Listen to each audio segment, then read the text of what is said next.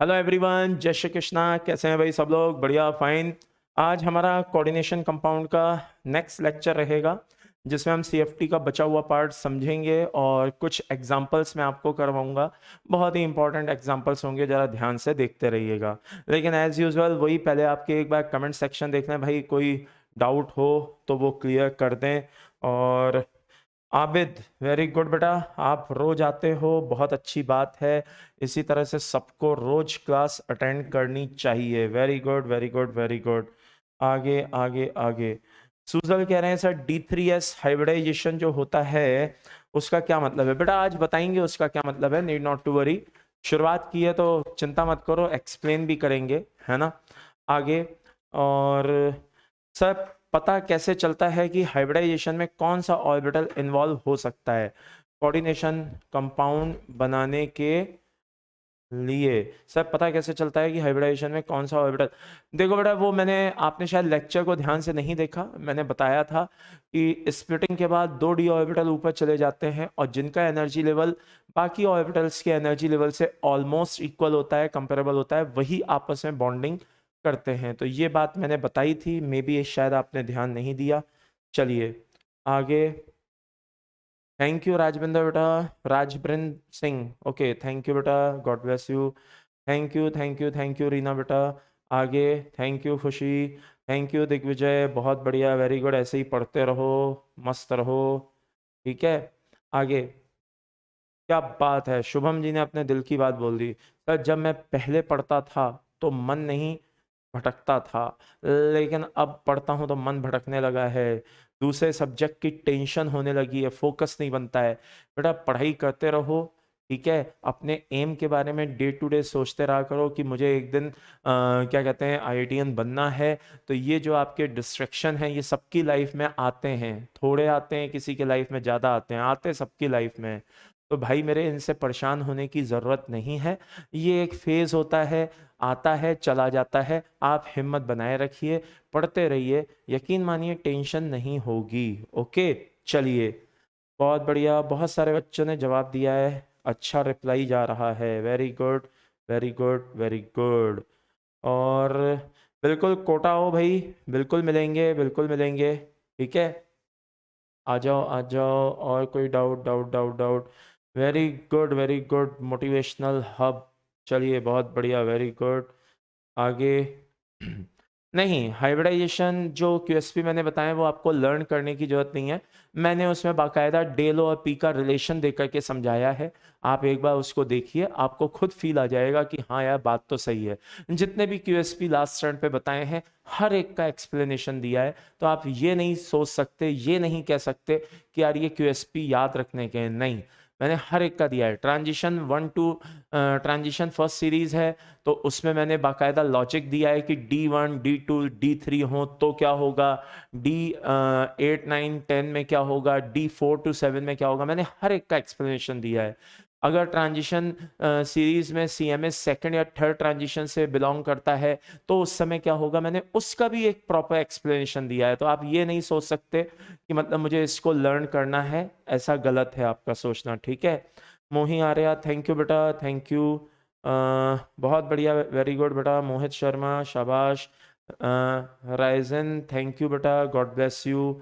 Ayush, thank you बेटा, thank you, thank you, thank you. Roshan, thanks a lot, बहुत बढ़िया। जी queen, बहुत बढ़िया भाई, वेरी गुड, वेरी गुड। इसी तरह से आते रहिए, हर दिन क्लास को अटेंड करना बहुत अच्छी बात होती है। तुम्हें पता है रेगुलरिटी बहुत ज़रूरी होती है किसी भी चीज़ में। अगर आपको क्या कहते हैं आउटपुट चाहिए ना, उसका पॉजिटिव एक आउटपुट चाहिए, एक पॉजिटिव रिजल्ट चाहिए, तो रेगुलरिटी बहुत ज़रूरी होती है। आप अपने काम में रेगुलरिटी बनाए रखिए, ऐसा हो ही नहीं सकता कि आपको उसका पॉजिटिव रिजल्ट ना मिले, ठीक है। चलिए बहुत बढ़िया, आगे बढ़ते हैं। Thank you Roshan, thank you बेटा। Kazim, thank you, thank you. आगे। Arshdeep Kaur, thank you very much, thank you, thank you, thank you, thank you. Digvijay ji, thank you very much, बहुत बढ़िया। आनंद, धवल, धवल बेटा बीच में गायब हो गए थे, क्या बात है? लेकिन चलो, हो सकता है मैंने उस समय ध्यान ना दिया हो। बीच में दो एक बार आपका मैसेज नहीं दिखाई दिया था, लेकिन चलो अच्छा लगा आप भी सब आ रहे हो। और बहुत बढ़िया, बहुत सारे मैसेजेस आए हुए पड़े हैं। विशाल पांडे, राहुल, शिवम, बहुत बढ़िया सुमित, ठीक है, राहुल गुप्ता, क्या है, मनीष सोनी, चलो बहुत ही बढ़िया बेटा, very good very good. Rahul Gupta, IITN, Anshubham Verma, बहुत बढ़िया, thank you. Saurabh Chaudhary, thank you. मजे की बात यह है कि डाउट ना के बराबर है, तो ये तो मतलब अच्छा लगा है, मतलब बहुत अच्छी बात है, इसका मतलब आप बहुत ध्यान से वाकई पढ़ रहे हो, क्योंकि अगर डाउट्स बिल्कुल नेग्लिजिबल आ रहे हैं, इट मींस आप बहुत ही अच्छा काम करने में लगे हो, ठीक है।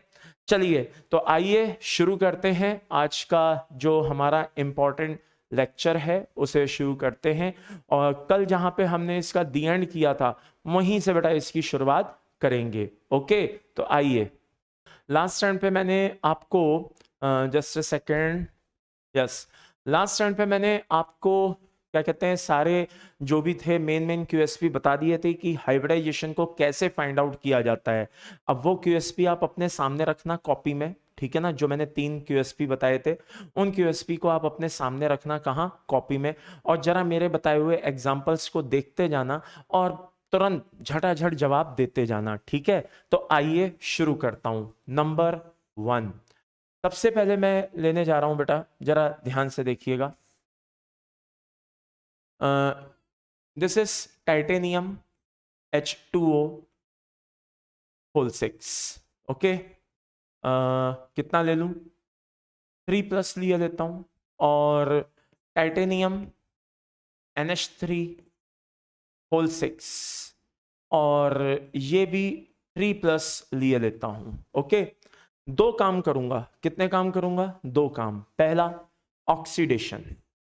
ऑक्सीडेशन अगर मैं बात करूं, तो टाइटेनियम की जो ऑक्सीडेशन स्टेट है वो कितनी आ रही है बेटा, +3 आ रही है।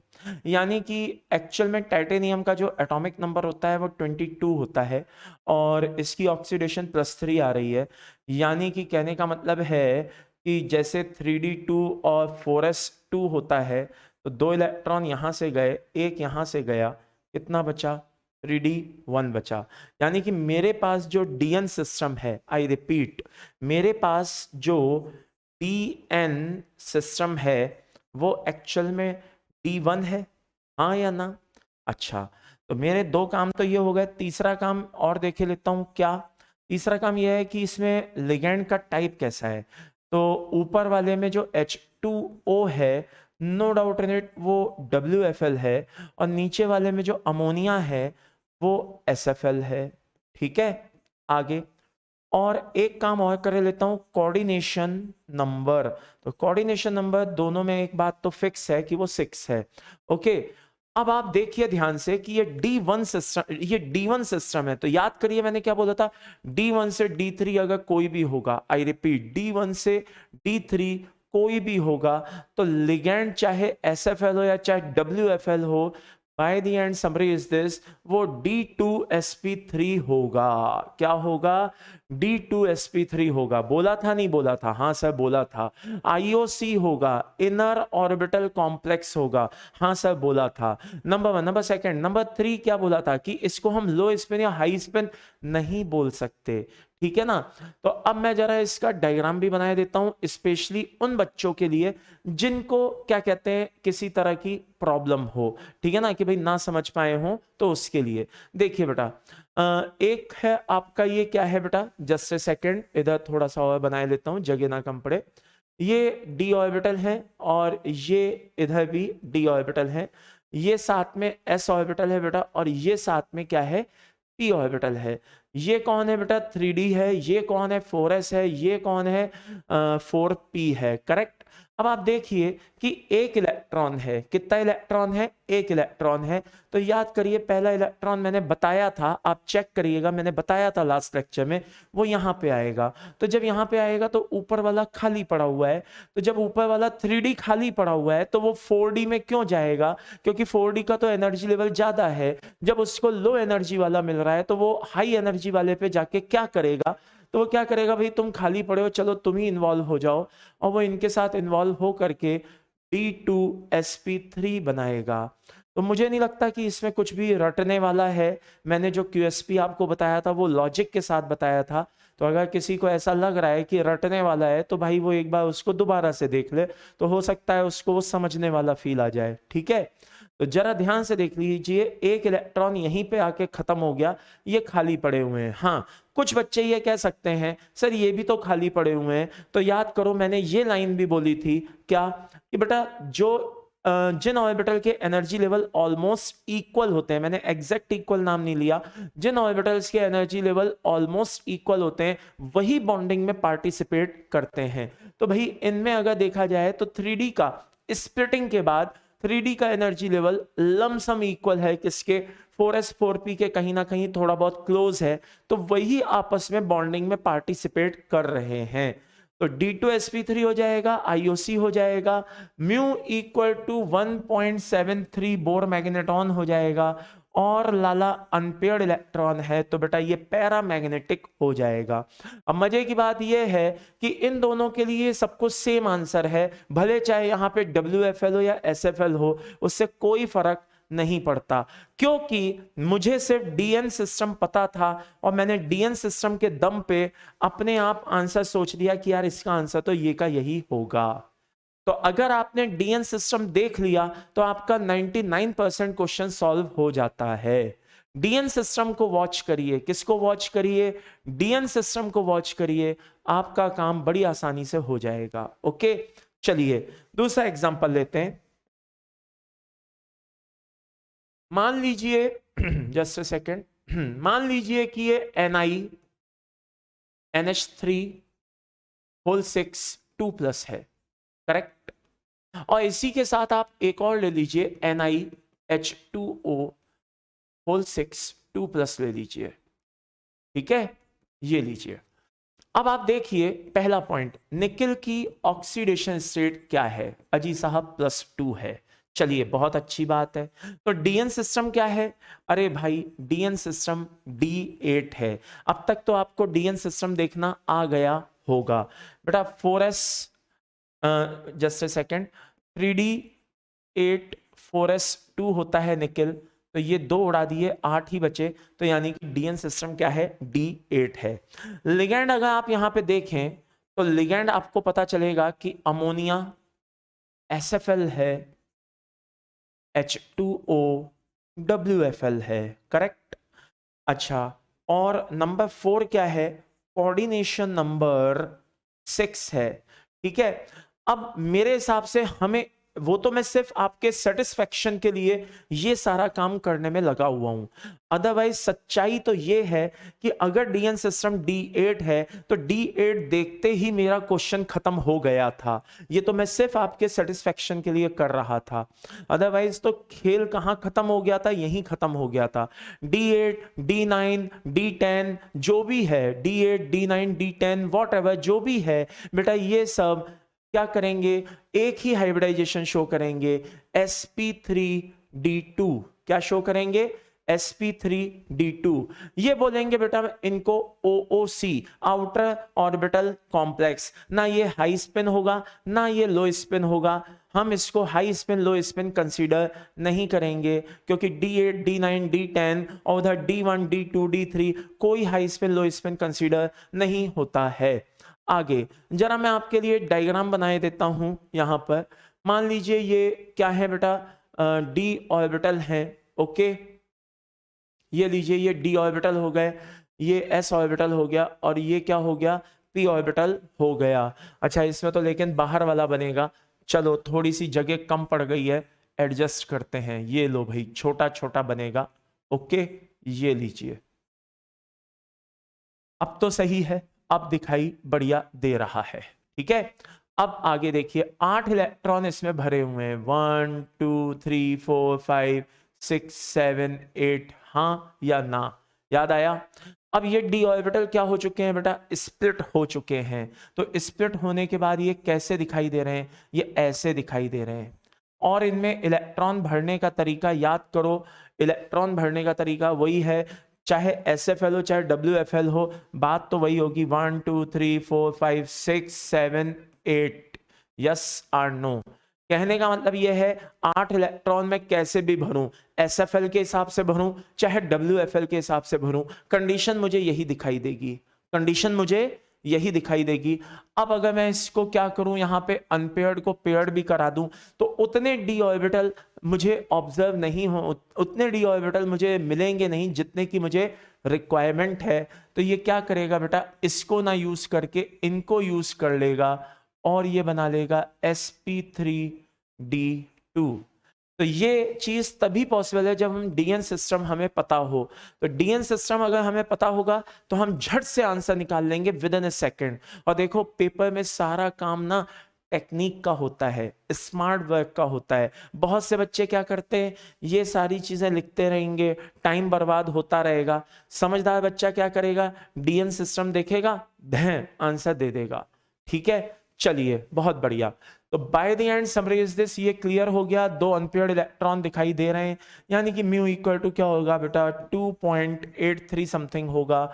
और नो डाउट इन इट हम इसको बोलेंगे बेटा पैरामैग्नेटिक। अब मुझसे कोई नहीं पूछने आएगा कि भाई आपने इसको पैरामैग्नेटिक क्यों बोला, क्योंकि मैंने उसको बाकायदा CFT के अकॉर्डिंग एक्सप्लेन कर दिया। ओके चलिए बहुत बढ़िया। तो ये 2 एग्जाम्पल हो गए। अब मैं आ रहा हूं अगली कंडीशन पे, तीसरा एग्जाम्पल पे आ रहा हूं, जरा ध्यान से देखना बेटा। मान लीजिए कि ये FeCN होल 6 है, वही हमारा फेवरेट एग्जाम्पल जो मैं हमेशा लेता हूं, FeCN होल 6 कितना है बेटा 4 माइनस, सॉरी कितना है 4 माइनस। तो अब मैं सबसे पहले क्या करूंगा, इसमें देखूंगा कि भाई इसकी ऑक्सीडेशन स्टेट क्या है। तो भाई Fe की oxidation state, I repeat Fe की ऑक्सीडेशन स्टेट +2 है। अगर ये +2 है तो डीएन सिस्टम में चेक करूंगा तो डीएन सिस्टम मुझे मिलेगा बेटा D6 मिलेगा। क्या मिलेगा, D6 मिलेगा। भाई 2 इलेक्ट्रॉन चले जाएंगे ना 4s से, तो 3D में 6 बचेगा, तो डीएन सिस्टम क्या बचेगा 6 बचेगा। अब जैसे ही डीएन सिस्टम 6 बचेगा तो बेटा मेरे दिमाग में एक बेल बजेगी, क्या कि अरे यार ये तो लिगेंड के ऊपर डिपेंड करेगा कि लिगेंड का नेचर कैसा है। तो मैं अब लिगेंड के नेचर को भी वॉच करूंगा। अब मेरे लिए लिगेंड का नेचर जानना जरूरी हो गया है, साइनाइड SFL होता है और कोऑर्डिनेशन नंबर जो है वो फिक्स है, क्या है बेटा 6 है। ओके, तो अब मेरे सामने ये सारी कंडीशंस क्लियर हैं। अब मैं क्या करूंगा, अब मैं वही डायग्राम बना करके देखूंगा कि यार क्या करना है। तो जरा ध्यान से देखिएगा, ये 2 d ऑर्बिटल हैं और ये आपके कितने हैं 3 d ऑर्बिटल हैं और इसके सामने ये एक s है और ये 3 p हैं, करेक्ट। अब आप देखिए कि D6 सिस्टम है, इसका हाइब्रिडाइजेशन लिगेंड के नेचर पे डिपेंड करता है कि SFL है कि WFL है। तो यहाँ पे लिगेंड SFL है, यानी कि del O greater than P है। When del O greater than P है तो इलेक्ट्रॉन भरने का तरीका भी फिक्स है, 1 2 3 4 5 एंड 6, दैट्स ऑल। तो 6 इलेक्ट्रॉन हमारे यहाँ पे फिक्स हो गए और ये 2 d ऑर्बिटल ऊपर खाली रह गए और हमने बना दिया D2sp3। क्या बना दिया D2sp3। इसे मैं कहूंगा बेटा इनर ऑर्बिटल कॉम्प्लेक्स, बोले तो IOC। इसे मैं कहूंगा बेटा लो स्पिन, क्योंकि नंबर ऑफ अनपेयर्ड इलेक्ट्रॉन्स में कमी आ गई। 6 इलेक्ट्रॉन होने पे मेरे पास 4 अनपेयर्ड इलेक्ट्रॉन होने चाहिए थे, लेकिन 6 इलेक्ट्रॉन होने पे सब पेयर्ड हो गए और मेरे पास कोई अनपेयर्ड इलेक्ट्रॉन नहीं बचा। तो मैंने इसको लो स्पिन कॉम्प्लेक्स बोल दिया।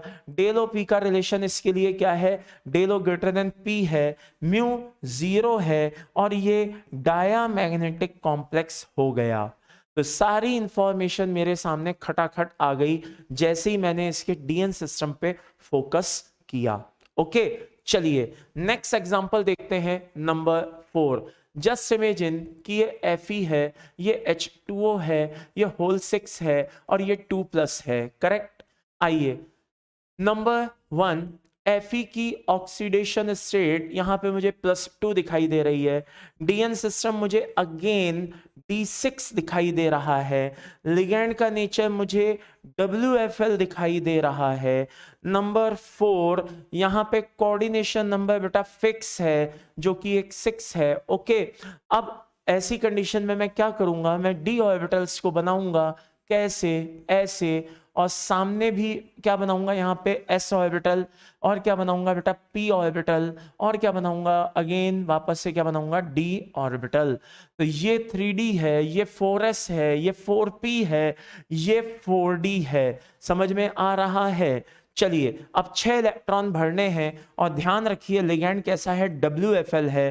तो अगर लिगैंड WFL है तो del O less than P है, and when del O less than P है तो इलेक्ट्रॉन भरने का तरीका कुछ इस तरीके का है, 1 2 3 4 5 एंड 6। तो 4 अनपेयर्ड इलेक्ट्रॉन आ रहे हैं, प्लस ऊपर कोई खाली ऑर्बिटल नहीं है जिसमें हम लोन पेयर डाल सकें। तो ये S और ये क्या हो गए, P और ये D हो गए। हाइब्रिडाइजेशन हमारा हो गया sp3d2। इसको हम बोलेंगे बेटा OOC, आउटर ऑर्बिटल कॉम्प्लेक्स बोलेंगे। ये हमारा होगा पैरामैग्नेटिक होगा, क्योंकि यहाँ पे जो म्यू आ रहा है वो 4.90 के अप्रॉक्स आ रहा है। तो ये सारी चीजें हमें पता चल गई, सिर्फ हमने डीएन सिस्टम को प्रॉपर वॉच किया। तो डीएन सिस्टम की इंपॉर्टेंस अभी तक आपको बहुत अच्छे से समझ में आ गई होगी। वीबीटी के समय से मैंने इसको टच में रखा है आपके, तो ये बहुत ही इंपॉर्टेंट है बेटा, इसको प्रॉपर वॉच करते रहिए। अब आगे बढ़ते हैं। ओके चलिए, तो यहां तक हमारा क्लियर हो गया सारे। आई थिंक आपको एग्जांपल्स अच्छे से समझ में आ गए होंगे मेरे हिसाब से। ये ध्यान से देख लीजिए, ये दोनों मैंने बता दिया कि SFL और WFL हो कोई फर्क नहीं पड़ता, अगर डीएन सिस्टम D1 2 3 हो। ये मैंने बता दिया D8 9 10 कुछ हो तो भी फर्क नहीं पड़ता। और ये मैंने आपको बता दिया क्या हो, D6 से लेकर D4 से लेकर के D7 तक कोई सा भी हो तो ये होता है। अब समस्या क्या है हमारे साथ कि भाई कुछ चीजें जो होती हैं वो एक रेगुलर पैटर्न को फॉलो नहीं करती हैं। आई रिपीट, कुछ चीजें ऐसी होती हैं जो एक रेगुलर पैटर्न को फॉलो नहीं करती हैं, और वही आगे जाके क्या कहलाती हैं, एक्सेप्शन कहलाती हैं। तो आइए जरा उन एक्सेप्शन पे भी फोकस कर लें। जैसे ध्यान से देखिएगा, CrNH3 होल 6, ठीक है, 2+ MnNH3 होल 6, 2+ FeNH3 होल 6, 2+, और क्रोमियम हो गया, मैग्नीज हो गया, आयरन हो गया, और इसके बाद और कौन सा देख लें भाई, कोबाल्ट NH3 होल 6, 2+, और इसके बाद एक और देख लेते हैं Ni को मैं एक्सेप्शन नहीं मानता हूं बेसिकली, Ni को हम ना लिखें तो ज्यादा अच्छा है, सिर्फ इन पे फोकस करते हैं, केवल और केवल इन पे। ओके ध्यान से सुनिएगा, क्रोमियम मैग्नीज आयरन कोबाल्ट, मतलब कहने का है, दिमाग में बैठाने का एक तरीका बता रहा हूं, chromium manganese iron and cobalt, ये सारे के सारे सीक्वेंस में आपको याद है, आपको एटॉमिक नंबर सब पता ही होता है, सीक्वेंस में क्रोमियम मैग्नीज आयरन कोबाल्ट, सारे के सारे अमोनिया के साथ, ओनली एंड ओनली किसके साथ, अमोनिया के साथ, इस तरह से एक्सेप्शन शो करते हैं। यहां पे मैंने इसलिए ऐसा बोला है, कल को कोई बच्चा मुझसे पूछेगा सर मैं साइनाइड यहां पे ले आऊं, सर मैं यहाँ पे ये ले आऊं, मैं वो ले आऊं, फलाना ले आऊं, ढिमाका ले आऊं, क्या सर ये सब में एक्सेप्शन होंगे? नहीं, ऐसा नहीं है, इसमें होते हैं अमोनिया के केस में, जरूरी नहीं है कि बाकियों के केस में भी हों। तो अमोनिया के साथ कोऑर्डिनेशन नंबर 6 और ऑक्सीडेशन फिक्स कितना, +2, इस कंडीशन में ये चारों एक्सेप्शन शो करते हैं। अब हो क्या रहा है जरा ध्यान से देखना, अगर मैं इसका डीएन सिस्टम देखूं तो क्रोमियम +2 है, तो क्रोमियम अगर +2 है तो इस हिसाब से इसका डीएन सिस्टम क्या है, 4 है। मैग्नीज +2 है तो डीएन सिस्टम 5 है। आयरन +2 है तो डीएन सिस्टम 6 है। कोबाल्ट अगर +2 है तो डीएन सिस्टम 7 है। लेकिन अब आप देखिए D4 से D7 आ रहा है, और हम कहते हैं कि ये अगर डीएन सिस्टम हो तो लिगेंड मैटर करता है कि वो SFL है या WFL है। तो यहाँ पे SFL है तो कायदे से इसका हाइब्रिडाइजेशन क्या होना चाहिए था, D2sp3 होना चाहिए था, लेकिन मजे की बात इसका हाइब्रिडाइजेशन sp3d2 होता है। आई रिपीट, इसका हाइब्रिडाइजेशन sp3d2 होता है। तो हाइब्रिडाइजेशन sp3d2 होता है। ये OOC होते हैं, इनके लिए डेल O और P में रिलेशन ये होता है। और ये कैसे होते हैं बेटा? पैरामैग्नेटिक होते हैं। कैसे होते हैं? पैरामैग्नेटिक होते हैं। ठीक है। अब कुछ बच्चों को एक प्रॉब्लम आएगी, वो बोलेंगे सर हमें कैसे पता चलेगा कि ये एक्सेप्शन है, क्या हम इनको याद कर लें, ये वो लाइक दैट, इस तरह की उनकी प्रॉब्लम आएगी। मतलब उनको वो ये बोलेंगे बेसिकली कि सर कैसे पता चला आपको कि ये एक्सेप्शन है। वो इस चीज को लेकर के परेशान जरूर होंगे, मुझे पता है। तो देखो भाई, ऐसा है, मैग्नेटिक मोमेंट इन सबका सबसे बेस्ट सॉल्यूशन होता है। सबसे बेस्ट सॉल्यूशन जब कभी रिसर्च हो रही होती है तो मैग्नेटिक मोमेंट को प्रैक्टिकली और थ्योरेटिकली कैलकुलेट करके देखा जाता है। अब आप एक बात बताइए, मुझे कमेंट करके जरूर बताना, कौन सी वैल्यू आप ज्यादा सही मानेंगे, प्रैक्टिकली जो ऑब्जर्व हुई या जो थ्योरेटिकली ऑब्जर्व हुई? मतलब आपके लिए कौन सा रिजल्ट ज्यादा मायने रखता है, प्रैक्टिकल या थ्योरेटिकल? Obviously practical. ठीक है, तो प्रैक्टिकल रिजल्ट मेरे लिए अगर ज्यादा मायने रखता है तो आप इसको ऐसे समझिए। मान लीजिए कि आयरन की हम बात करें, किसकी बात करें हम? आयरन की। ठीक है, जरा ध्यान से देखना, ये डीएन सिस्टम कितना है, जरा ध्यान से देखिएगा, जस्ट ए सेकेंड। इस केस में डीएन सिस्टम D6 है। ओके, अब ये दो कंडीशन है। कितनी कंडीशन है? दो कंडीशन है यहां पर।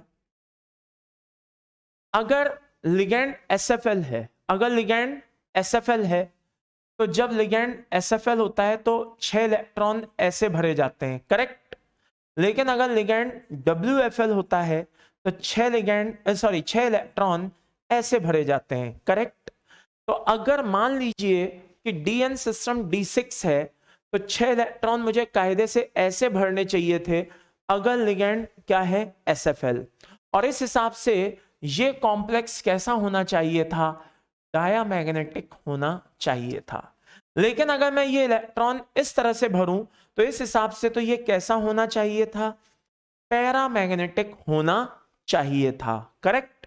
तो अब होता क्या है कि मान लीजिए ये कॉम्प्लेक्स सबसे पहले रिसर्च में जब आया तो पहले थ्योरेटिकली हमें क्या लगा होगा कि इसका मैग्नेटिक मोमेंट, मुझे टाइप करके बताइएगा क्या लगा होगा? हमें लगा होगा कि यार कोऑर्डिनेशन नंबर 6 है, डीएन सिस्टम 6 है, SFL है, तो यार ये तो इस तरह से भरा जाएगा और ये 100% डायामैग्नेटिक होना चाहिए। ये हमारी थ्योरी ने कहा।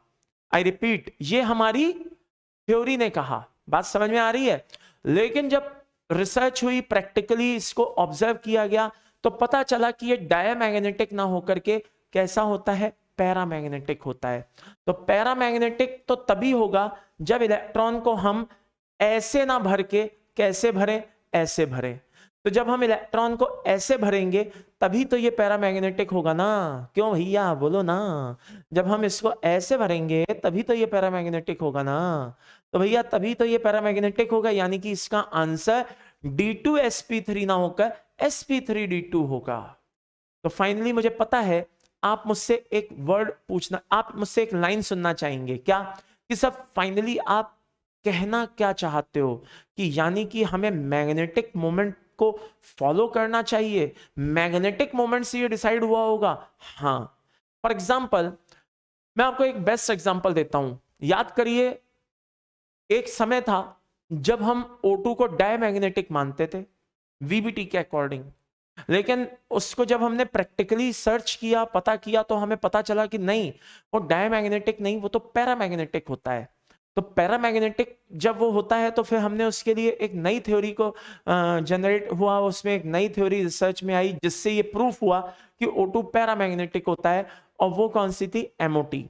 तो मैग्नेटिक बिहेवियर फाइनल एक कंक्लूजन होता है कि भाई मैग्नेटिक बिहेवियर जो है, प्रैक्टिकल जो वैल्यू आ रही है या जो प्रैक्टिकल रिजल्ट आ रहा है वो ज्यादा इफेक्टिव होता है, और उस प्रैक्टिकल रिजल्ट से थ्योरेटिकल रिजल्ट को मैच करना चाहिए। अगर वो थ्योरेटिकल रिजल्ट और प्रैक्टिकल रिजल्ट अलग अलग हैं तो हम प्रैक्टिकल रिजल्ट को पहले फर्स्ट प्रेफरेंस देंगे और हम थ्योरी में वो चेंज करेंगे ताकि वो जो थ्योरेटिकल रिजल्ट है वो प्रैक्टिकल रिजल्ट के इक्वल आ जाए। अगर मेरी ये बात समझ में नहीं आई तो वीडियो को दोबारा चला के देख लेना। मैंने क्या बोला? हम थ्योरेटिकल रिजल्ट में वो चेंज लाएंगे कि वो प्रैक्टिकल रिजल्ट के इक्वल आ जाए, मैंने ये बोला। तो वो कैसे होगा बेटा? वो ऐसे होगा। हमने देखा कि यार ये SFL मानने पे डायमैग्नेटिक हो रहा है, जबकि रिजल्ट क्या आ रहा है? पैरामैग्नेटिक। इसका मतलब ये ऐसे नहीं ऐसे भरा गया होगा। तब हमें पता चला कि अरे यार ये तो एक्सेप्शन है, ये तो एक्सेप्शन है।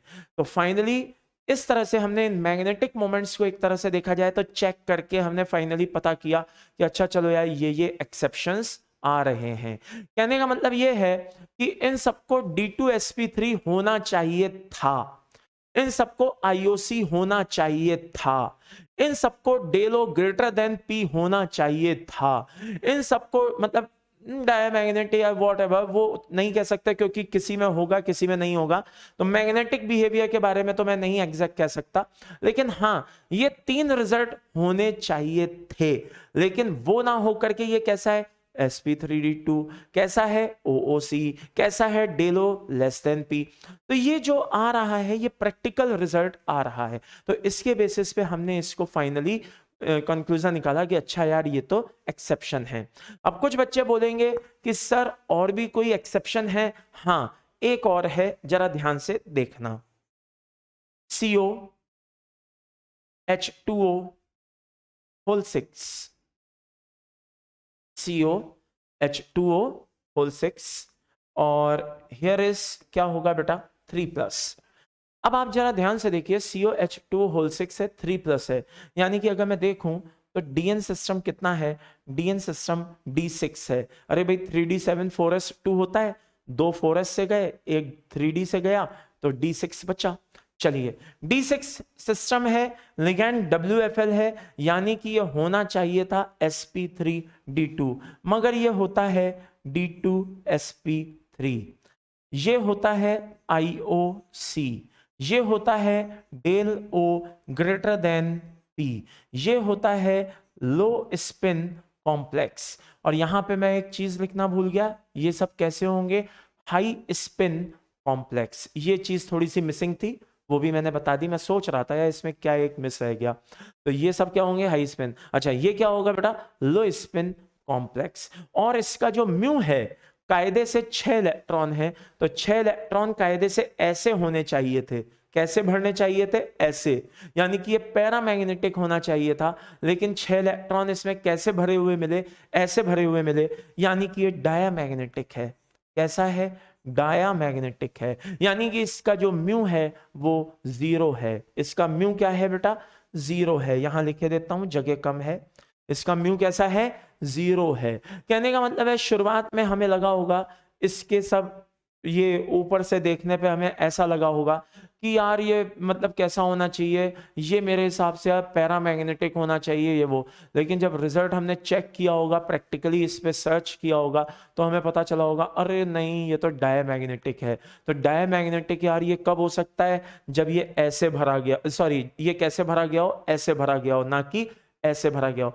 तो ये सारी चीजें एक तरह से प्रैक्टिकली ऑब्जर्व की हुई चीजें हैं, और ये मैंने एक सीक्वेंस में आपको बताया है।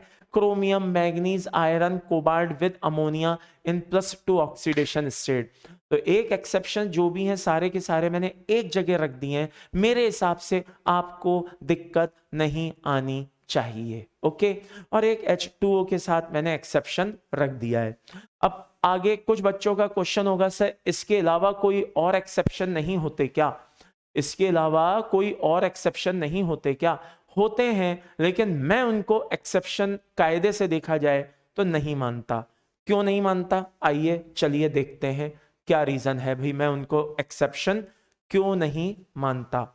आइए जैसे कि पहला मैं ले लूं, मान लीजिए कौन सा एग्जांपल, यस NiF6, ठीक है। और ये क्या है बेटा, 4 माइनस, और एक मैंने यहां पे ले लिया NiF6 2 माइनस। अब जरा ध्यान से देखिए दोनों में अंतर क्या है, बहुत ध्यान से देखिएगा दोनों में अंतर क्या है। यहां पे जो निकल है वो कितना है, +2 ऑक्सीडेशन शो कर रहा है। DN सिस्टम जो है वो D8 है, लिगैंड जो है वो WFL है, करेक्ट। और कोऑर्डिनेशन नंबर भी लिखी लो लगे हाथों, कितना है, 6 है, ओके। चलिए तो DN सिस्टम है, D8 है और WFL है, कोई समस्या नहीं है, D8 से हमारा काम चल जाएगा। हम क्या बोलेंगे भाई, ये इस तरह से भरा जाएगा, कैसे भरा जाएगा, ऐसे, लाइक दिस। 8 इलेक्ट्रॉन कैसे भरे जाएंगे, ऐसे, हाँ या ना, 1 2 3 4 5 6 7 और ये 8, बात खत्म। इस तरह से भरा जाएगा और इसको देख करके हम रिजल्ट दे देंगे कि यार ये sp3d2 होना चाहिए, यानी कि OOC होना चाहिए, दैट्स ऑल। ये बात समझ में आ गई। लेकिन अब मेरे मन में क्वेश्चन अलग आता है कि NiF6 2 माइनस के बारे में क्या किया है।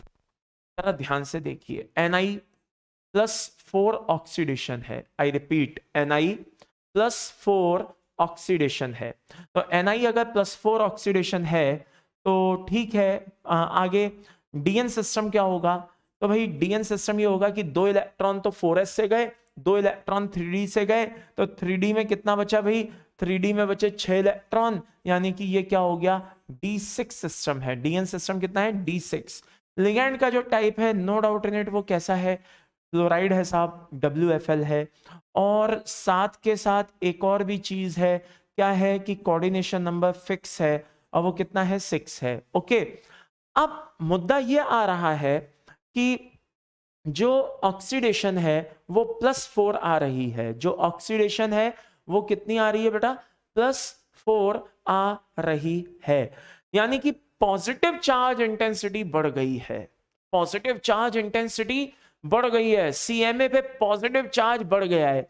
तो जल्दी से मुझे टाइप करके बताओ, अगर CMA पे पॉजिटिव चार्ज बढ़ गया है तो फ्लोराइड से आने वाले इलेक्ट्रॉन क्लाउड पे क्या असर पड़ेगा, आई रिपीट, फ्लोराइड से आने वाले इलेक्ट्रॉन क्लाउड पे क्या असर पड़ेगा। सर अगर CMA पे पॉजिटिव चार्ज बढ़ गया है तो फ्लोराइड से आने वाला इलेक्ट्रॉन क्लाउड ज्यादा से ज्यादा CMA की तरफ आएगा, वेरी गुड, CMA की तरफ ज्यादा से ज्यादा इलेक्ट्रॉन क्लाउड आएगा, रिपल्शन बढ़ जाएगा, रिपल्शन बढ़ जाएगा तो यानी कि स्प्लिटिंग का चांस बढ़ जाएगा, यानी कि कहने का मतलब है डेल ओ की वैल्यू P से ज्यादा हो जाएगी।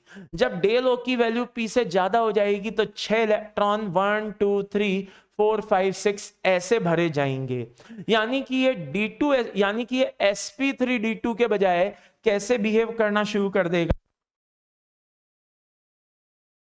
देगा, IOC कहलाना शुरू कर देगा, चुका है, देगा, पैरामैग्नेटिक होना चाहिए था, डायामैग्नेटिक कहलाना शुरू कर देगा और म्यू हो जाएगा 0, बात खत्म।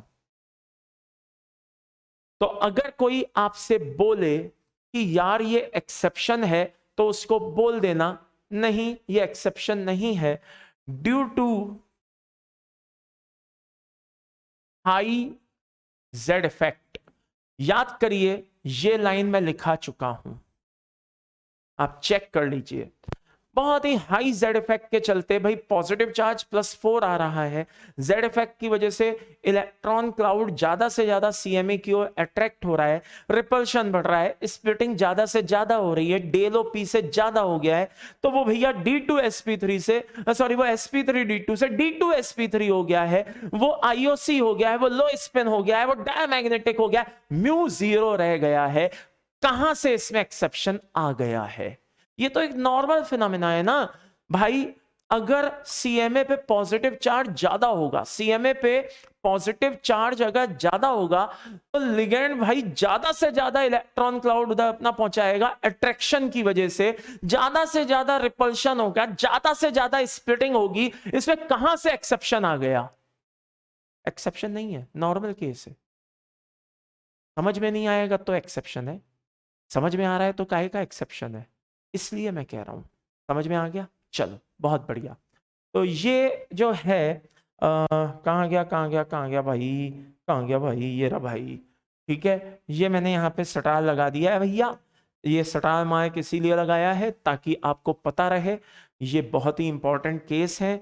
और क्यों इंपॉर्टेंट है ये भी मैं आपको बता दूं, ये इसलिए इंपॉर्टेंट है। ओहो, थोड़ा सा दिखाई देना कम हो गया है, आइए थोड़ा सा छोटू कर देते हैं इसको, अब सही है। ठीक है, ताकि आपको ये पता रहे कि हाँ भाई साहब ये क्यों है। ओके चलिए, तो ये क्लियर मैंने कर दिया है। और यहाँ पे भी भैया तारे सितारे लगा देते हैं ताकि आपको पता रहे ये बहुत ही इंपॉर्टेंट है। ठीक है ना, very very important, very very important. Okay, क्योंकि बेटा ये अगर देखा जाए तो जैसे PYQs तो आप देखते ही रहते होंगे, पुराने सालों में इस तरह के क्वेश्चंस पूछे गए हैं, इनमें से इस तरह के क्वेश्चंस आते रहे, इसीलिए बहुत इंपॉर्टेंट हैं। ठीक है ना, तो इनको थोड़ा देखते रहिए और मेरे हिसाब से बहुत ज्यादा दिक्कत तो नहीं आएगी। ठीक है, अब आगे बढ़ने से पहले हाँ एक एग्जाम्पल मेरे दिमाग में और आ रहा है, वो भी मैं आपको करा दूं। नहीं तो होगा क्या, कभी आपके नॉलेज में आएगा तो कहोगे आप अरे सर ये तो क्या कहते हैं वो है एक्सेप्शन है, ये वो नहीं, वो एक्सेप्शन नहीं है। क्या वो एक्सेप्शन नहीं है, जरा ध्यान से देखना। जैसे आपने देखा होगा कोबार्ड फैमिली, तो कोबार्ड के नीचे क्या होता है, क्यों राधा इतराई, यानी कि एक तो RH होता है और एक क्या होता है बेटा IR। तो RH होता है बेटा F6, ठीक है, और इसको हम बोलते हैं 3- और एक IR होता है F6 और इसको बोलते हैं 3-, ये भी 3-। एक और लिए लेते हैं एग्जांपल पैलेडियम का और किसका, प्लेटिनम का। PdCl6 लिए लेते हैं, ठीक है, 2- और PdCl6 ले लो या मर्जी पड़े तो F6 ले लो, कोई फर्क नहीं पड़ता। ठीक है, और ये भी ले लो 2-। अब आप देखेंगे कि जो लिगेंड है, चाहे वो क्लोरीन हो फ्लोरीन हो, सारे के सारे WFL है, सारे के सारे क्या है, WFL है। तो आप ये देखेंगे कि इनका DN सिस्टम क्या है, तो वो भी आपको D4 से D6 के D7 के बीच में मिलेगा। आई रिपीट, D4 से D7 के बीच में मिलेगा। अब आप बोलेंगे अरे वाह ये तो बहुत सिंपल है, मजा आ गया, लिगेंड WFL है और DN सिस्टम D4 से D6 है। चलो आओ एक काम करते हैं यार, इसको क्या बोले देते हैं, sp3d2 बोले देते हैं। गलत। होता क्या है बेटा, ये D2sp3 होता है। और ऐसा भी नहीं है कि ये कोई एक्सेप्शन होता है, एक्सेप्शन नहीं होता है, इसके पीछे बहुत सिंपल सा लॉजिक होता है। क्या, जल्दी से जो मैंने आपको 3 QSP बताए थे ना लास्ट टर्न पे, जरा उनको उठा करके देखो, आपको अपने आप समझ में आ जाएगा। उसमें सेकंड नंबर का QSP देखो, मैंने क्या कहा था, due to high Z effect, due to high Z effect, ठीक है, CMA जो होता है उसकी स्प्लिटिंग पावर बढ़ जाती है, CMA जो होता है उसकी अट्रैक्शन पावर बढ़ जाती है। अट्रैक्शन पावर बढ़ जाती है तो वो लिगेंड से ज्यादा अपनी तरफ इलेक्ट्रॉन क्लाउड अट्रैक्ट करेगा। इलेक्ट्रॉन क्लाउड ज्यादा आएगा, रिपल्शन ज्यादा होगा, रिपल्शन ज्यादा होगा, स्प्लिटिंग ज्यादा होगी, स्प्लिटिंग ज्यादा होगी, no doubt in it, complex OOC के बजाय IOC का काम करना शुरू कर देगा। बात समझ में आ रही है? OOC के बजाय वो IOC की तरह बिहेव करना शुरू कर देगा, यानी कि आउटर ऑर्बिटल के बजाय इनर ऑर्बिटल की तरह बिहेव करना शुरू कर देगा। दोबारा बोलता हूं, ये आप ध्यान से देखिए, CMA सेकंड या थर्ड ट्रांजिशन सीरीज के हैं, नीचे जाने पे Z इफेक्ट बढ़ रहा है, नीचे जाने पर जब Z इफेक्ट बढ़ रहा है तो ये CMA क्या करेगा, इलेक्ट्रॉन अपनी तरफ ज्यादा खींचेगा, लिगेंड ज्यादा इलेक्ट्रॉन क्लाउड देगा, ज्यादा रिपल्शन होगा, ज्यादा एनर्जी बढ़ेगी, d ऑर्बिटल ज्यादा स्प्लिट होंगे, d ऑर्बिटल ज्यादा स्प्लिट होंगे तो डेल O बढ़ जाएगा और वो P को क्रॉस कर जाएगा, कॉम्प्लेक्स D2sp3 हो जाएगा, IOC कहलाएगा, लो स्पिन कहलाएगा। बात समझ में आई या नहीं आई? क्लियर है? तो ये इंपॉर्टेंट होता है बेटा, इन चीजों का ध्यान रखना बहुत ही जरूरी होता है। चलिए अब आगे बढ़ते हैं। आपने एक जब नॉमेनक्लेचर चलवा था, आईयूपीएसी चलवा था, तो आपने दो नाम सुने होंगे। एक नाम सुना होगा ब्राउनिंग कॉम्प्लेक्स, एक नाम आपने सुना होगा सोडियम नाइट्रोक्साइड, याद है? तो जो ब्राउन रिंग कॉम्प्लेक्स है, जो सोडियम नाइट्रोक्साइड है, पूछा जाता है कि हमें कैसे पता चलेगा सर इसमें एनो न्यूट्रल है कि पॉजिटिव है, हमें कैसे पता चलेगा कि आयरन की ऑक्सीडेशन स्टेट क्या है। आइए उसको भी मैं मैग्नेटिक मोमेंट की हेल्प से आपको एक्सप्लेन करने जा रहा हूं। और ये मैं अपनी तरफ से नहीं बता रहा हूं, आप चेक करिए पुराने सालों के क्वेश्चंस को। अब भी ज्यादा नहीं, ज्यादा पुराने नहीं, अब भी कुछ समय पहले ये क्वेश्चन आकर के चुका है, कुछ सालों पहले। क्या कि भाई कैसे पता चलेगा कि फला फला कॉम्प्लेक्स जो है वो शायद ब्राउनिंग कॉम्प्लेक्स था, अगर मैं गलत नहीं हूं, या पता नहीं शायद सोडियम नाइट्रोक्साइड था, मुझे अभी क्लिक नहीं हो रहा है। उसमें आयरन की ऑक्सीडेशन स्टेट पूछी गई थी कि भाई प्रूफ करो कि आयरन की ऑक्सीडेशन स्टेट इतनी होती है, कैसे होती है। तो उसका आंसर था कि भाई सॉलिड स्टेट में उसका मैग्नेटिक मोमेंट जो है वो इतना आता है, और इस वजह से इसकी ऑक्सीडेशन स्टेट को इतना कंसीडर किया जाता है। Okay, sorry sorry sorry sorry. हाँ, तो जरा ध्यान से सुनना कैसे करना है। आइए एक एग्जांपल लेने जा रहा हूं आपके सामने। Brown ring complex. Okay, brown ring complex मैंने आपके सामने एग्जांपल लिया है, जरा ध्यान से देखना, ठीक है?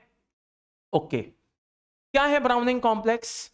FeH2O होल 5 NO, ठीक है? ये लो।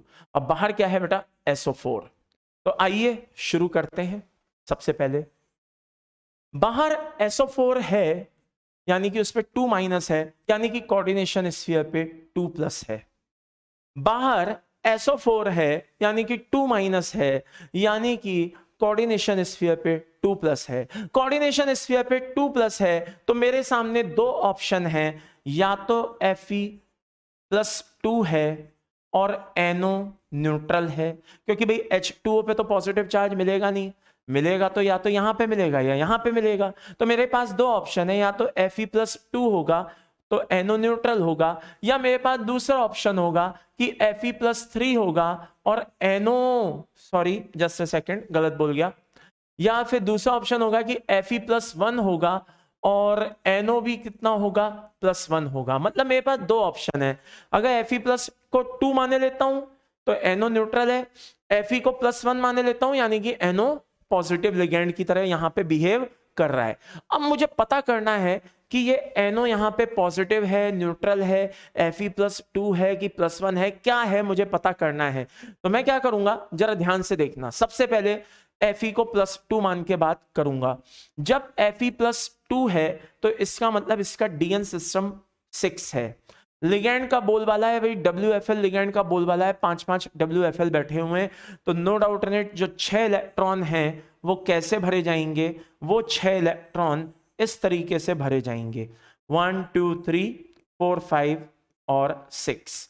और ये सामने s ऑर्बिटल होगा, ये p ऑर्बिटल होगा, और ये आपके सामने क्या होगा बेटा? d ऑर्बिटल होगा, करेक्ट।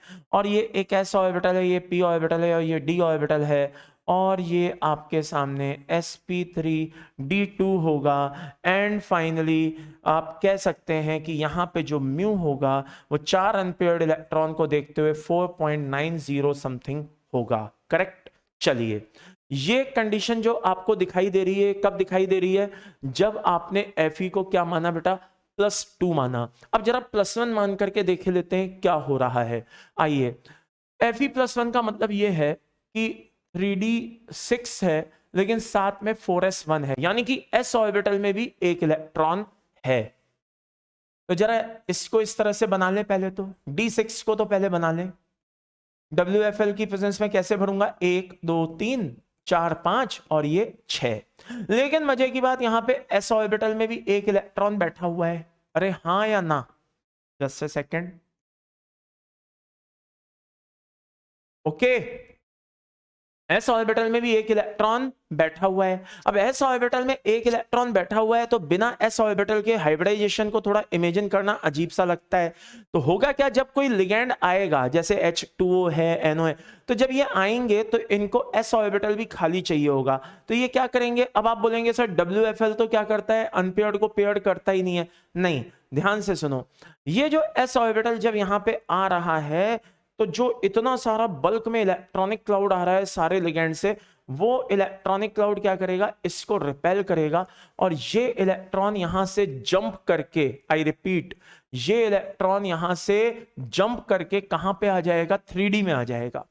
अब 3D में आएगा तो इसके पास दो ऑप्शन होंगे, EG में आऊं कि T2G में आऊं।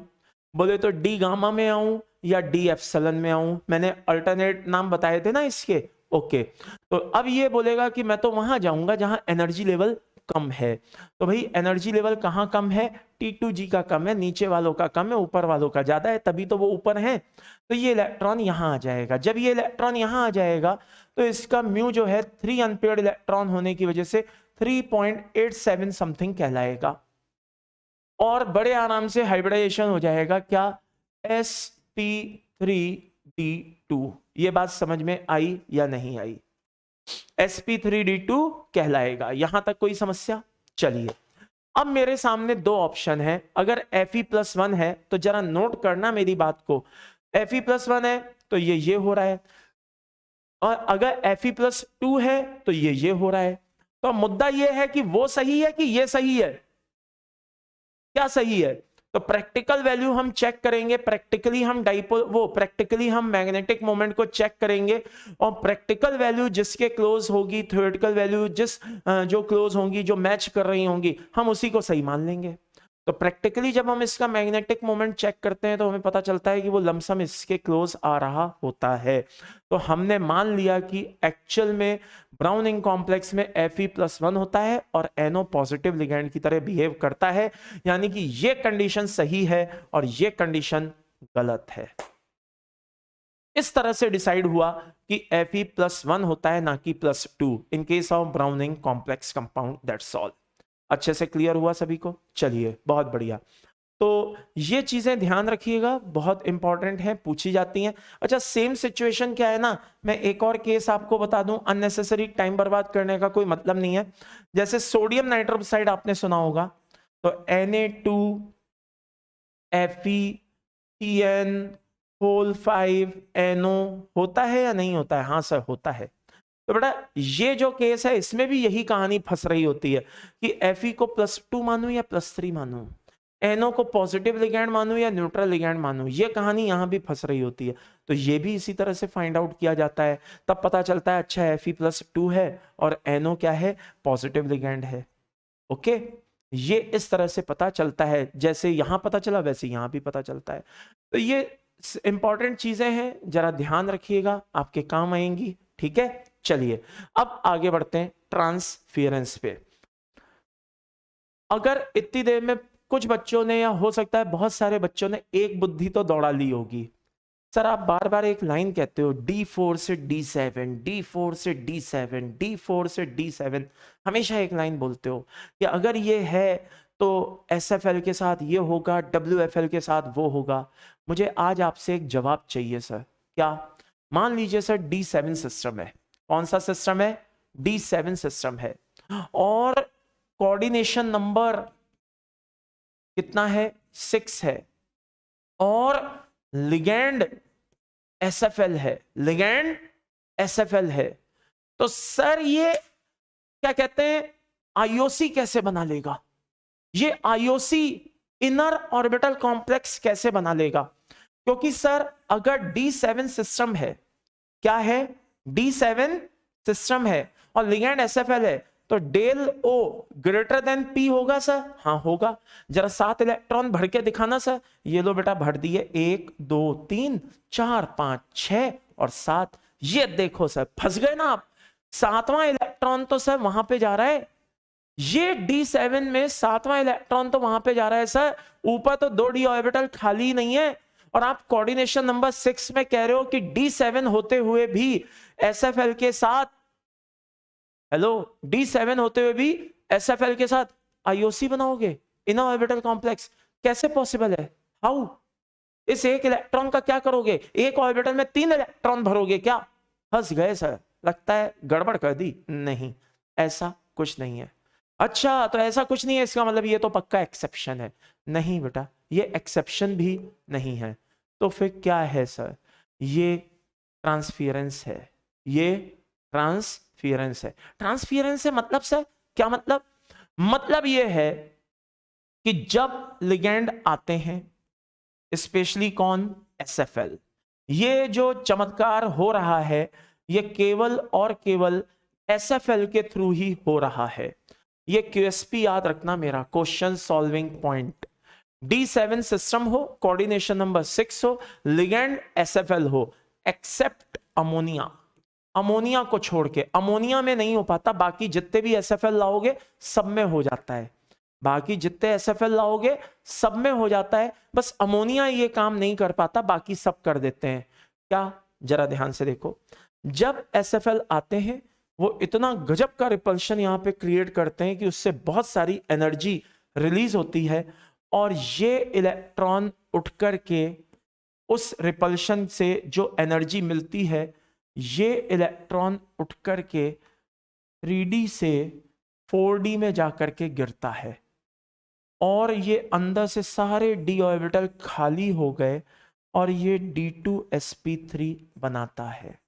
तो अगर आपसे कोई बोले भाई D7 होते हुए भी आखिरकार ये कैसे पॉसिबल होता है, बोल देना ट्रांसफियरेंस होता है। मतलब in the presence of SFL except ammonia, in the presence of SFL except ammonia. Ammonia में वो पावर नहीं होती, वो ताकत नहीं होती कि वो इस इलेक्ट्रॉन को उठा के वहां फेंक दे, बाकी सब में होती है।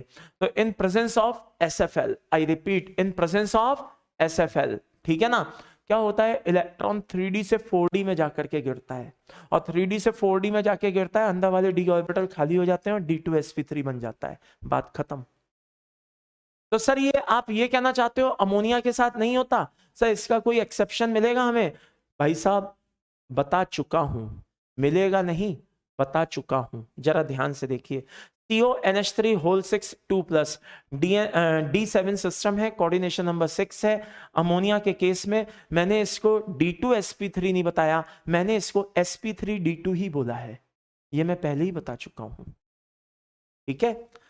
लेकिन अगर अमोनिया को छोड़ दिया जाए सर, किसको छोड़ दिया जाए? अमोनिया को, तो क्या बाकी सब ये काम कर लेंगे? हाँ, अमोनिया को छोड़ के बाकी ये सब काम कर लेंगे।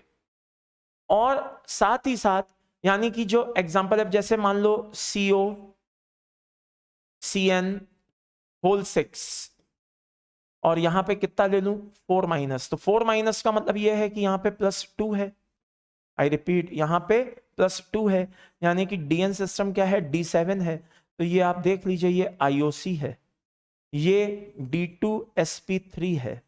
लेकिन इन सबसे ऊपर एक और बात है, क्या? जरा ध्यान से सुनना। कोबाल्ट +2 है, अनपेयर्ड इलेक्ट्रॉन 4D में पड़ा हुआ है, अनपेयर्ड इलेक्ट्रॉन 4D में पड़ा है, बहुत ही हाई एनर्जी लेवल का ऑर्बिटल है, वो बहुत ही हाई एनर्जी लेवल का ऑर्बिटल है। थोड़ी सी एनर्जी दे दोगे ना, हेलो, थोड़ी सी एनर्जी दे दोगे, ये इलेक्ट्रॉन जंप करके निकल लेगा अपने रास्ते, ये इलेक्ट्रॉन यहां से मूव कर जाएगा और कोबाल्ट +2 +3 में कन्वर्ट हो जाएगा। तो अब आप ऐसे समझिए कि कोबाल्ट +2 +3 में कन्वर्ट हो गया, यानी कि लॉस ऑफ इलेक्ट्रॉन हो गया। लॉस ऑफ इलेक्ट्रॉन ऑक्सीडेशन कहलाता है, और जो ये काम करेगा वो रिड्यूसिंग एजेंट कहलाता है। यानी कि ये कॉम्प्लेक्स ट्रांसफियरेंस जो कर रहे हैं, जो शो कर रहे हैं ट्रांसफियरेंस, उनमें unpaired electron high energy level पे होने की वजह से उनको आसानी से निकाला जा सकता है, और वो रिड्यूसिंग एजेंट की तरह बिहेव करने को तैयार बैठे हैं, वो रिड्यूसिंग एजेंट की तरह बिहेव करने को तैयार बैठे हैं। कल को कभी कोई आपसे पूछे कि यार ये रिड्यूसिंग एजेंट की तरह बिहेव करता है, बोले हाँ करता है, बोले क्यों करता है, बोल देना 4D में इलेक्ट्रॉन बैठा हुआ है हाई एनर्जी पे, थोड़ी सी एनर्जी दूंगा निकल के भाग, क्या कहते हैं, भाग जाएगा। समझ में आया? ये बातें बहुत इंपॉर्टेंट होती हैं माय डियर, इस तरह के क्वेश्चन करके जाओगे IIT में फोड़ के आओगे, मैं चैलेंज के साथ कह रहा हूं, दिस इज माय प्रॉमिस कि आप IIT में फोड़ के आओगे। पेपर देते समय आपको मेरी शक्ल याद आएगी, बोलोगे कि हाँ यार उस इंसान ने बोला था कि इस तरह के क्वेश्चन पूछे जाते हैं। आप खुद कहोगे कि हाँ यार मान गए सर, वाकई इस तरह के क्वेश्चंस आते हैं। तो बेटा इन क्वेश्चंस पे फोकस करिए, ध्यान रखिए, बहुत ही इंपॉर्टेंट है, पूछे जाते हैं। तो अब आप बोलेंगे सर ये ट्रांसफेरेंस क्या सब इसी में पाया जाता है? अरे नहीं भाई, कोऑर्डिनेशन नंबर 4 में भी पाया जाता है, जो अब आने को तैयार है। सर कोऑर्डिनेशन नंबर 4 हमें समझना बहुत जरूरी है, मतलब क्या बिल्कुल जीरो से समझना जरूरी है? Of course not. Coordination number 4 को समझना बेहद आसान है, जिसने कोऑर्डिनेशन नंबर 6 को बहुत अच्छे से समझ लिया है, कोऑर्डिनेशन नंबर 4 तो अपने आप ही हो जाता है। कैसे?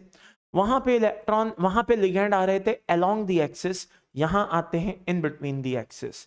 जब यहाँ पे इन बिटवीन दी एक्सिस आते हैं, तो इन बिटवीन दी एक्सिस आने पे बेटा वो ऑर्बिटल ज्यादा रिपल्शन फील करते हैं जो इन बिटवीन दी एक्सिस थे, और जो ज्यादा रिपल्शन फील करेंगे वो ज्यादा एनर्जी लेवल पे चले जाएंगे। तो ध्यान से देखिए, ऑक्टाहेड्रल में 2 ऊपर 3 नीचे होते थे, यहां 3 ऊपर 2 नीचे हैं। बाकी जो 0.4 कभी माइनस में होता था वो अब प्लस में है, जो 0.6 कभी प्लस में होता था वो अब माइनस में है। कहने का मतलब है स्प्लिटिंग हमें डी ऑर्बिटल का उल्टा बताना है ऑक्टाहेड्रल में। ऑक्टाहेड्रल में 2 ऊपर 3 नीचे, यहां पे 3 ऊपर 2 नीचे। बस अंतर एक बात है, क्या इसको मिसप्रिंट मत समझ लेना, क्या ये वहां पे ऑक्टाहेड्रल में सिमेट्री के चलते, ठीक है ना, सिमेट्री एक में जिनमें होती है नहीं होती है, इसका एक डिफरेंस होता है।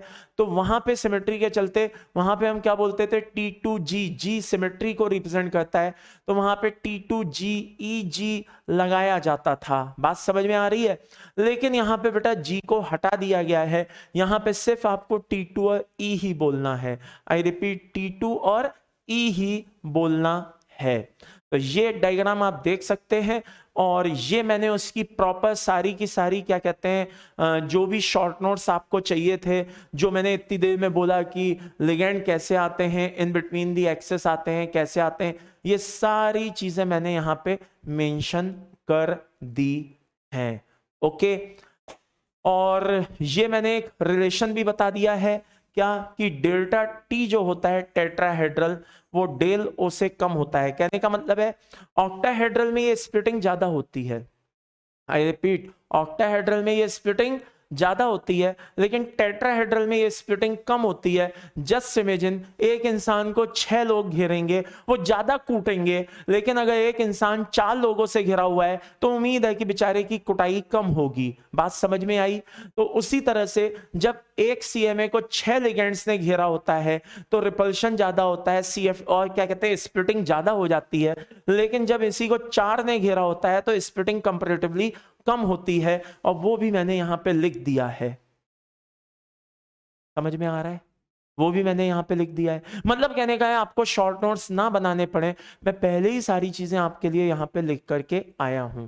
बस अब आपकी है क्या कि सर अगर कोऑर्डिनेशन नंबर 4 में ये इस तरह से हो रहा है, इस तरह से हो रहा है, हाँ, तो ये बेसिकली किस में हो रहा है, टेट्राहेड्रल में हो रहा है, यानी कि sp3 हाइब्रिडाइजेशन वाले केस में हो रहा है।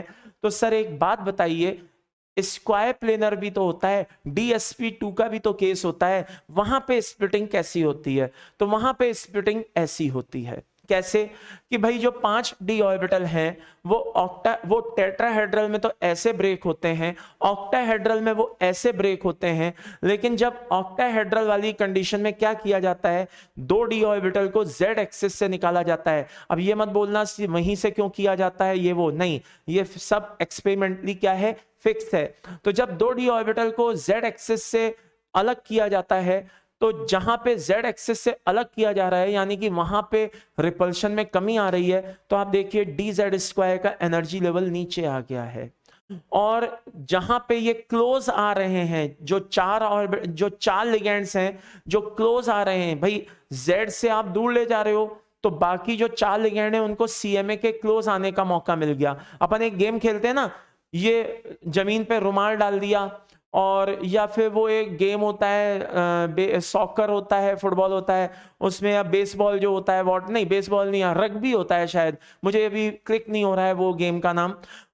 उसमें क्या होता है, बॉल ऐसे पकड़ ली, अब सामने 4-5 लोग बैठे हुए हैं, बैठे क्या मतलब तैयार हैं कि ये बॉल लेके भागे, हम इसको पकड़े और ये वो लाइक दैट। तो अब होता क्या है माय डियर कि बस ऐसे समझ लो कि ये सामने एक ऑब्जेक्ट पड़ा है, अब इसको मुझे उठाना है, लेकिन 4 लोग मेरी ऊपर निगाहें गड़ाए हुए हैं कि ये छुए, हम इसको छू लेंगे और ये आउट हो जाएगा गेम में, हाँ या ना। तो मुझे उनको क्या करना है, वो मुझे ना छू पाए उससे पहले मुझे रुमाल को उठा के भाग लेना है। तो होता क्या है कि मैं रुका हुआ हूं, आई रिपीट, अगर मैं रुका हुआ हूं क्योंकि वो 4 मुझे छू लेंगे, और वो 4 रुके हुए हैं कि अगर उन्होंने रुमाल उठाया तो मैं उनको छू लूंगा। तो उन्होंने मुझे रोका हुआ है, मैंने उनको रोका हुआ है, एक म्यूचुअल रिपल्शन है। बात समझ में आ रही है? मैं उनकी वजह से आगे बढ़ने से रुका हुआ हूं, वो मेरी वजह से रुके हुए हैं। तो अब इन दैट केस हो क्या रहा है कि दो लिगेंड्स जो z एक्सिस पे थे, उन 2 लिगेंड्स ने इन 4 लिगेंड्स को CMA के पास आने से रोका हुआ था। लेकिन जब वो 2 लिगेंड दूर हो गए तो इन 4 को CMA के पास आने का मौका मिल गया, यानी कि वो dx² - y² वाले ऑर्बिटल के और क्लोज आ गए। जब वो और क्लोज आ गए तो देखो x² - y² का रिपल्शन बढ़ गया और उसका एनर्जी लेवल बढ़ गया। लिगेंड जहां से दूर चले गए उनका कम हो गया, यस और नो। अच्छा, मुझे बहुत पॉजिटिव फील आ रहा है क्या कि ये लाइन बहुतों को समझ में नहीं आई, तो जिनको समझ में नहीं आई भाई उनके लिए एक बार बनाए देते हैं, क्या फर्क पड़ता है। थोड़ी सी मेहनत ही तो लगेगी लेकिन सबको अच्छे से समझ में तो आ जाएगा कम से कम। ये देखो, लेकिन डायग्राम देख करके बोलोगे हाँ यार इतनी सी बात समझ में नहीं आई, फालतू में सर से हमने मेहनत करवाई। चलो ध्यान से देखो,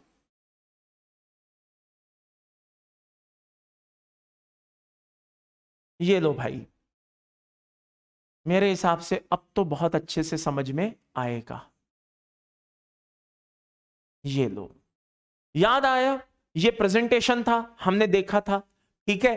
अब आप ऐसे समझिए कि ये लिगेंड और ये लिगेंड क्या हो रहा है, दूर जा रहे हैं। कहां जा रहे हैं बेटा, दूर जा रहे हैं, हटा रहे हैं। और ये कौन सी एक्सिस थी, जेड एक्सिस। कौन सी एक्सिस थी, जेड। ये कौन सी एक्सिस थी, एक्स। ये कौन सी एक्सिस थी, वाई। तो ये क्लोज आ रहे हैं, हाँ या ना, और ये दोनों दूर जा रहे हैं। तो दूर जा रहे हैं तो dz² पर रिपल्शन में कमी आ रही है, और dx² - y² के चारों ओर ये लिगेंड क्लोज आ रहे हैं, यहां पे रिपल्शन बढ़ रहा है। तो जहां रिपल्शन में कमी आ रही है वहां एनर्जी कम हो रही है। जहां रिपल्शन जहां रिपल्शन बढ़ रहा है वहां एनर्जी बढ़ रही है, यानी कि dx² - y² का एनर्जी लेवल बढ़ गया, dz² का कम रह गया। वही तो यहां पे हो रहा है। आप देखिए dx² - y² ऊपर चला गया, dz² नीचे आ गए, यस और नो। अब 2 मिनट के लिए मान लो मैं होली खेल रहा था, जस्ट इमेजिन, मेरे साथ मेरे दोस्त भी थे, और मालूम चला मेरे एक दोस्त ने क्या किया, शरारत की, उसने हमारे ऊपर कलर फेंका। अब 2 मिनट के लिए मान लो मैं सबसे सामने था, तो सारा कलर मेरे पे आ गया, मैं कौन हो गया, dx² - y² हो गया। लेकिन मेरे साथ के जो आसपास मेरे सबसे क्लोज थे, एक यहाँ पे खड़ा था, एक उससे दूर, एक उससे दूर, तो मेरे बाद, जस्ट मेरे बाद जो कलर आया वो किस पे आया, जो मेरे पड़ोस में था, यानी कि dxy। और उसके ऊपर सबसे कम आया जो मेरे से सबसे दूर था, यानी कि dzx और yz। कहने का मतलब यह है कि जब 4 लिगेंड पास आए तो जिसके वो सबसे पास आए उसका रिपल्शन सबसे ज्यादा हुआ, उसका एनर्जी लेवल सबसे ज्यादा हो गया। फिर उसके बाद उसका एनर्जी लेवल बढ़ा जो उनके पास था, और सबसे कम एनर्जी लेवल किनका रह गया, जो लिगेंड से सबसे दूर थे। तो कुल मिलाकर के dx² - y² और ये वो फलाना ढिमाका ये बन के तैयार हुआ। अब आप इतनी देर से बेचैन होगे कि सब वो तो सब सही है, इसमें इलेक्ट्रॉन कैसे भरा जाता है। ये देखिए मैं सारे शॉर्ट नोट्स बना के लाया हूं आपके लिए, ठीक है, सारे शॉर्ट नोट्स बना के लाया हूं। जो मैंने इतनी देर ये समझाया है ना आपको, ये सब कुछ यहां पे मैं लिख के लाया हूं, सब कुछ। ओके, चलिए, अब आप बोलेंगे सब वो तो सब सही है, इलेक्ट्रॉन को भरा कैसे जाता है, ठीक है ना। इलेक्ट्रॉन्स को फिल कैसे किया जाता है। तो आइए जरा ध्यान से देख लेते हैं, जस्ट अ सेकेंड। यस, आइए मान लीजिए कि कोऑर्डिनेशन नंबर 4 है, तो दो बातें आती हैं, या तो कॉम्प्लेक्स स्क्वायर प्लेनर होगा, या कॉम्प्लेक्स कैसा होगा, टेट्राहेड्रल होगा। तो कोऑर्डिनेशन नंबर 4 है, दो बातें फिक्स हैं, या तो स्क्वायर प्लेनर हो या टेट्राहेड्रल होगा। तो स्क्वायर प्लेनर कब होगा, जब लिगैंड SFL होगा। टेट्राहेड्रल कब होगा, जब लिगैंड WFL होगा। पहली बात फिक्स हो गई। बहुत ही भयानक QSP है, ये बात ध्यान रखना, कसम से कह रहा हूं, पूरे कोऑर्डिनेशन को निचोड़ के फेंक दोगे, मैं सच कह रहा हूं। मतलब तुम्हारे साथ के जितने भी दोस्त हैं ना, सब यही कहेंगे कि प्रभु ये कहां से, मतलब क्या ऐसा आपके पास गुरमंत्र आ गया है कि आप क्वेश्चन देखते ही बता देते हो कि इसका हाइब्रिडाइजेशन ये है, इसका ये है। ऐसा क्या, मतलब ऐसा क्या मैजिकल चीज आ गई है, ये इतनी शानदार चीज है कि मतलब आप क्वेश्चन देखोगे और फोड़ के आओगे। तो जरा ध्यान से सुनना, कोऑर्डिनेशन नंबर 4 है तो दो बातें पॉसिबल है, या तो वो स्क्वायर प्लेनर है या वो टेट्राहेड्रल है। ये बात समझ में आ रही है? ठीक है। स्क्वायर प्लेनर कब है, जब वो SFL है, और टेट्राहेड्रल कब है, जब वो WFL है। इस केस में हम कह सकते हैं कि डेल ज्यादा होता है किससे, P से। इस केस में हम कह सकते हैं डेल कम होता है किससे, P से। अच्छा, स्क्वायर प्लेनर में d ऑर्बिटल्स की जो स्प्लिटिंग होती है वो कुछ इस तरह की होती है। कैसी होती है बेटा, इस तरह की। ओके अब जरा ध्यान से देखना, ये कौन सा ऑर्बिटल है, dx² माइनस वाई स्क्वायर। ये कौन है, dxy। ये कौन है, dz²। ये कौन है, dyz और zx। ओके, नाउ इलेक्ट्रॉन भरने साहब, 1 2 3 4। अब ये मत पूछना कि मैंने ऐसे क्यों भरा, सामने लिखा हुआ है रीजन, डेल और पी का रिलेशन चेक कर लो, इसलिए भरा। डेल ज्यादा, सॉरी ओ निकल गया मेरे मुंह से, ये डेल SP है और इसको हम क्या बोलेंगे बेटा, डेल T। चलिए अब आप देख लीजिए, डेल ज्यादा है किससे, P से। किससे है, P से। 1 2 3 4 5 6 7 8 9 10, ये तरीका होगा। अच्छा, यहां पे क्या होगा, यहां 3 ऊपर विराजमान है और 2 नीचे हैं, तो अब कैसे होगा जरा देखना भाई, 1 2 3 4 5 6 7 8 9 और 10, दैट्स ऑल। 1 2 3 4 5 6 7 8 9 10, सिंपल। बहुत ही सिंपल तरीका है रे, बहुत ही सिंपल तरीका है मेरे भाई, बहुत ही सिंपल तरीका है। तो ये चीज तो क्लियर हो गई। अब आप बोलेंगे सर वो जो QSP आप बताते थे, कुछ वो मैजिकल चीजें यहां पे भी हैं क्या? हाँ बिल्कुल है। आइए, मतलब इलेक्ट्रॉन भरने का तरीका तो अच्छे से समझ में आ गया, ठीक है। अब मैं आपको दूसरा QSP भी बता देता हूं। क्या? नंबर 1, व्हेन CMA कहां से है बेटा, फर्स्ट ट्रांजिशन सीरीज से है। आई रिपीट, CMA कहां से, फर्स्ट ट्रांजिशन सीरीज से। तो चाहे D1 हो या D2 हो, D9 हो या D10 हो,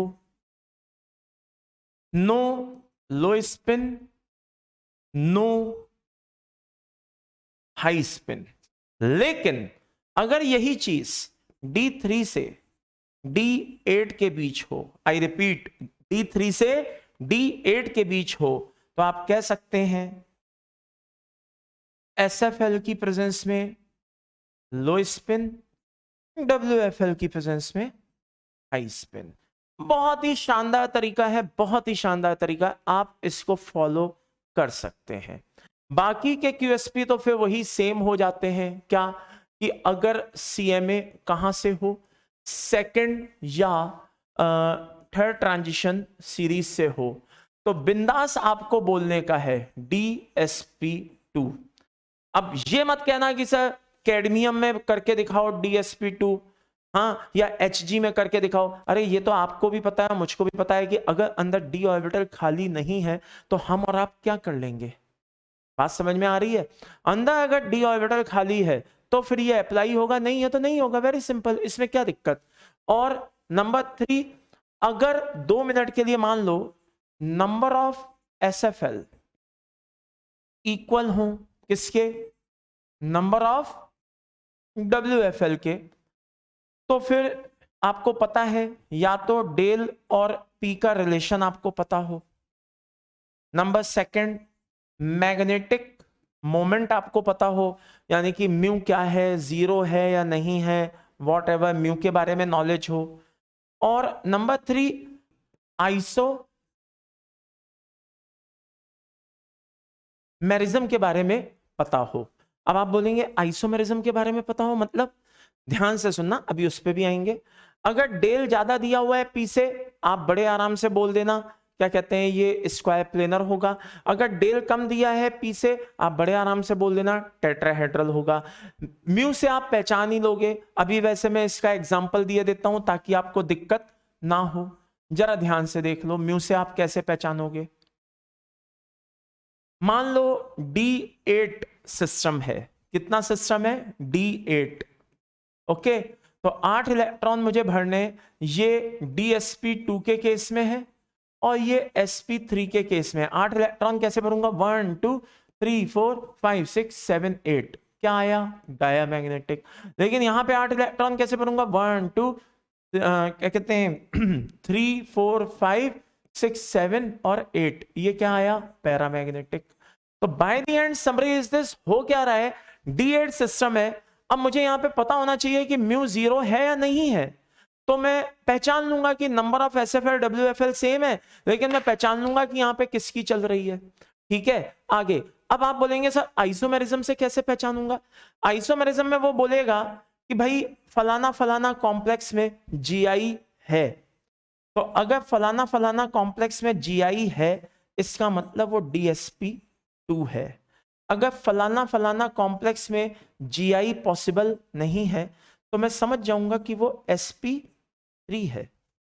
कैसे sir, for example this is NiNH3 whole twice Cl2, NiNH3 whole twice Cl2। 2 SFL है, 2 WFL है, मुझे नहीं पता कि मुझे इसको क्या बोलना है। मैं इसको क्या कहते हैं वो बोलूं, SFL बोलूं, सॉरी मैं इसको DsP2 बोलूं, sp3 बोलूं, मुझे नहीं पता मुझे इसको क्या बोलना है। लेकिन मुझे बोला गया क्या कि इसके लिए डेल ग्रेटर देन P है।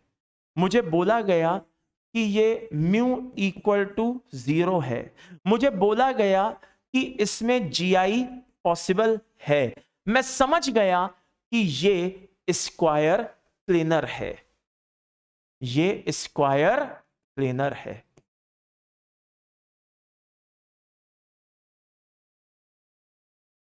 बात समझ में आ रही है, ये स्क्वायर प्लेनर है, मुझे पता चल गया। तो ये इंफॉर्मेशन मेरे पास होनी चाहिए। अगर ये इंफॉर्मेशन मेरे पास है तो मैं बता सकता हूं कि ये क्या है। ये इंफॉर्मेशन मेरे पास नहीं है तो मैं नहीं बता सकता।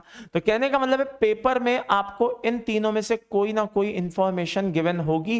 एंड फॉर योर का इंफॉर्मेशन, ये बहुत ही इंपॉर्टेंट है। ये एक बार क्वेश्चन इससे मिलता जुलता आ भी चुका है।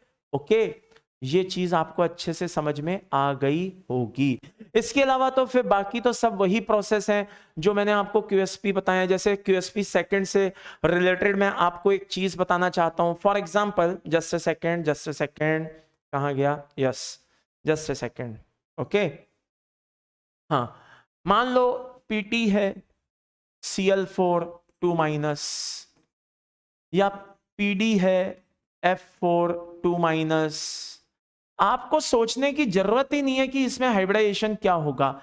CMS सेकंड या थर्ड ट्रांजिशन सीरीज से है, आपको चुपचाप DsP2 बोलना है। लेकिन मान लीजिए वहीं पे NiCl4 2- है और वहीं पे NiCN4 3- है, सॉरी 2- है। तो क्योंकि ये WFL है चुपचाप बोल दो क्या, WFL होने की वजह से SP3, SFL होने की वजह से DSP2 बोल दो। अब इससे सिंपल तो मैं तुम्हें क्या बताऊं। और चलते चलते आज के लिए लास्ट एंड फाइनल, ये स्प्लिटिंग के बीच में रिलेशन होता है। सबसे ज्यादा डेल SP में स्प्लिटिंग होती है, उससे कम डेल O में होती है, और सबसे कम डेल T में होती है। ये क्वेश्चन यहां से डायरेक्ट बनते हैं। आपको डेल O दे दिया जाएगा, डेल T पूछा जाएगा, ये रिलेशन लगा देना। आपको डेल O दे दिया जाएगा, डेल SP पूछा जाएगा, आप ये रिलेशन लगा देना। तो ये रिलेशन आपको पता होने चाहिए। ओके, तो मिलते हैं बेटा अगले ट्रेंड पर, और आखिरी लेक्चर बचा है अगले ट्रेंड पे CFT का, एंड मोस्ट प्रोबेबली बहुत हद तक चांसेस हैं कि हम उसको खत्म करके अगले ट्रेंड पे मेटलर्जी का इंट्रोडक्शन चालू कर देंगे। तो मिलते रहिए, बने रहिए, तैयार रहिए अगले लेक्चर के लिए। Thank you, take care, bye bye. और इसके क्वेश्चंस आज लगाना मत भूलना, मैं आपको PYQs प्रोवाइड कराता रहूंगा, ठीक है। मैं भी थोड़ी बहुत आपको क्वेश्चंस की यहाँ पे अभी प्रैक्टिस करवा दूंगा अगले सेशन में, ठीक है। और बढ़िया से अच्छे से इसी तरह से मेहनत करते रहिए। Thank you, bye bye.